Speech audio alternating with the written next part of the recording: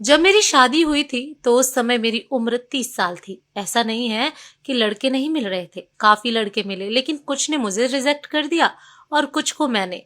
30 की उम्र होते होते जवानी भी ढलने लगी थी और किसी भी कीमत में कोई लड़का शादी करता तो उसकी उम्र 30 साल से ज्यादा होती। बनारस के अच्छे परिवार में शादी हुई। मेरे पति पढ़े लिखे और एक स्कूल में टीचर थे। हमारे बीच प्यार था। उनका पढ़ा लिखा होना और मेरा सिर्फ 12वीं पास होना कभी हमारे बीच नहीं आया। चूंकि मेरा परिवार काफी बड़ा था तो सास ससुर ननद सभी थे। सारा दिन काम करने के बाद जब मैं अपनी बहन और भाई से फोन पर बात करती तो वो मुझे बोलते कि तुम अपना ध्यान दो, सिर्फ काम मत करो, तुम्हारी शादी की गई है, तुम कोई नौकर नहीं हो। और मुझे भी उनकी बातें सुनकर लगता कि ये सही बोल रहे हैं। ये सिलसिला 1-2 महीने चला और उसके बाद अचानक से मेरे पति घर पर आते और बोलते कि अपनी बहन और भाई से कम बात किया करो। मैंने बोला क्यों, क्या हो गया ऐसा? इस पर वो कुछ नहीं बोले। लेकिन जब वो स्कूल जाते तो अब मैं रात की जगह दोपहर में ही उनसे बातें करती।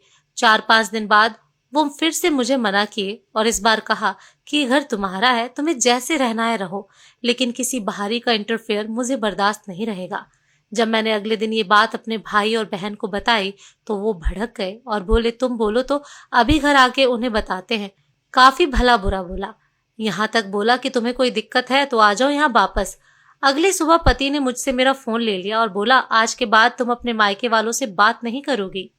मुझे लगा कि मैंने घर पे सब बात बताई है। हो सकता हो मेरे भाई और बहन ने इन्हें उल्टा सीधा बोला हो। इसके अलावा मेरे पति ने और कुछ नहीं बोला। मेरे मायके के लोग कई बार मुझे फोन किया और जब कॉल रिसीव नहीं हुई तो उन्होंने मेरे पति के फोन पर फोन किया। उन्होंने साफ मना कर दिया कि आप लोग थोड़ा कम कनेक्शन रखिए। इतने में अगले दिन मेरे घर के लोग मेरे ससुराल आते हैं और मेरे पति और घर वालों के ऊपर चिल्लाते हैं कि पहले तो किसी ने कुछ नहीं बोला।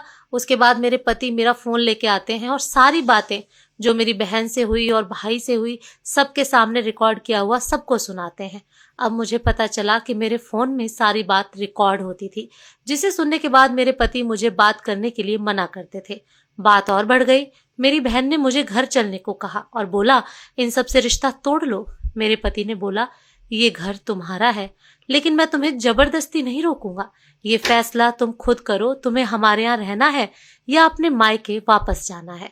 बस ये याद रखना, अगर यहाँ रहना है तो अपने मायके वालों से रिश्ता तोड़ना होगा और अगर मायके जाना है तो मुझसे रिश्ता तोड़ना होगा। मेरे भाई ने बोला ऐसे परिवार में रहना जेल में बंद होने जैसा, तुम हमारे साथ चलो, इससे अच्छे घर में तुम्हारी शादी होगी। मुझे भी लगा अभी सिर्फ 6 महीना हुआ और ये स्थिति है, आगे पता नहीं क्या होगा। मैं अपनी बहन और भाई के साथ मायके वापस आ गई। कुछ समय बाद उन्होंने तलाक के लिए अर्जी दी। मैं अंदर से डर गई और सोचा एक बार फिर से मौका दिया जाए, लेकिन तभी मेरी बहनों ने मुझे मना कर दिया और तलाक के साथ ये मांग रखने को कहा कि शादी में लगे सारे गहने दें और जो पैसे खर्च हुए हैं वो दें। मेरे पति ने तुरंत ही शादी के सारे गहने दिए, साथ में एंगेजमेंट की रिंग भी लौटा दी और 2 सप्ताह में जितने पैसे खर्च हुए थे उससे ज्यादा लौटा दिए और तलाक का प्रोसेस शुरू हुआ और हमारा तलाक हो गया। उसके 2 साल बाद उनकी दूसरी शादी हो गई और अब वो अपनी जिंदगी में आगे बढ़ गए हैं। इस बात को हुए 10 साल का समय बीत गया और मेरी उम्र 40 साल हो गई। मेरे पति ने कभी मुझसे ऊंची आवाज में बात नहीं की, ना ही किसी और चीज की कमी होने दी।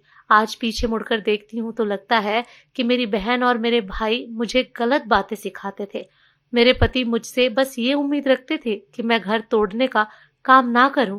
आखिरी बार भी उन्होंने मुझे ऑफर दिया था, लेकिन मैंने अपनी मूर्खता से उसे ठुकराकर उनके आत्मसम्मान को ठेस पहुंचा दी थी। तभी शादी के पैसे और गहने सब कुछ वो तुरंत वापस कर दिए।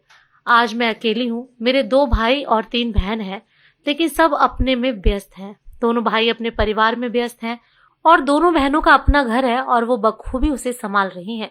अगर सही समय पर मैंने अपने मन की बात सुनी होती और पति की बात मानी होती तो आज मुझे ये दिन देखना नहीं पड़ता। जो लोग भी ये स्टोरी सुन रहे हैं, अगर उनकी शादी नहीं हुई है, खास तौर पर लड़कियां, तो आप एक बात याद रखिए, आपका घर आपका ससुराल है, उसे आप पहली प्राथमिकता दीजिए, क्योंकि मायका सिर्फ माँ बाप से होता है। भाई बहन आज नहीं तो कल अपने परिवार में व्यस्त होंगे और अगर आप अपने भाई बहन की बात मानकर अपना घर खुद तोड़ना नहीं चाहती हैं तो मायके तक उतनी ही बात पहुंचाएं जितनी जरूरी हो और मायके के लोगों को भूल करके भी अपने परिवार में दखल अंदाजी ना करने दें। दोस्तों, आपको ये कहानी